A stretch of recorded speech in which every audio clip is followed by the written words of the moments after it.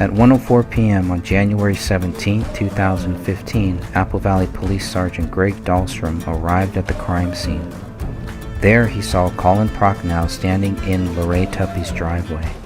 Mr. Prochnow approached the officer, stating there were 3 bodies in the living room of the Crowley home. Sergeant Dahlstrom then approached the front window and looked inside the residence. "I noticed several obviously dead bodies lying on the floor near the front picture window," Sergeant Dahlstrom wrote in his supplemental report. "I noticed a black handgun on the floor as well. Lastly, I noticed a medium-sized dog barking and running among the bodies. I advised dispatch of my findings," Sergeant Dahlstrom continued, and requested the channel be restricted to emergency traffic. Officer Tara Becker was the second responder to arrive at the crime scene. Sergeant Dahlstrom advised me that there were in fact 3 deceased parties that could be seen from the large picture window at the front of the residence. Officer Becker did not report seeing the bodies in any of her supplemental reports we received. Officer John Broughton arrived third. While all 3 officers were standing on the west side of the house, they could smell the odor of decaying bodies. Officer Broughton was the first officer to check the back of the house.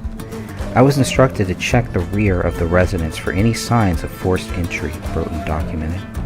"The backyard is fenced in with a chain-link fence, and the gates were closed but not locked." Officer Broughton entered the backyard and saw fresh animal tracks in the snow. Signs of forced entry were not found on any backyard windows, but there was an open door. "The rear sliding patio door was found open slightly 1/4 inch, wrote Broughton. "I opened the door and found that it was not locked or secured with the bar lock." Paleo continued to bark as Broughton opened the rear slider. "When I opened the patio door, there was an overpowering odor of decaying flesh. One light was on in the dining room," Broughton continued. "The Christmas tree lights and other strings of Christmas tree lights were still on." After walking around the back of the house, Officer Broughton looked through the front window and saw 3 bodies on the living room floor. "They were all badly decomposed," Broughton wrote in his report.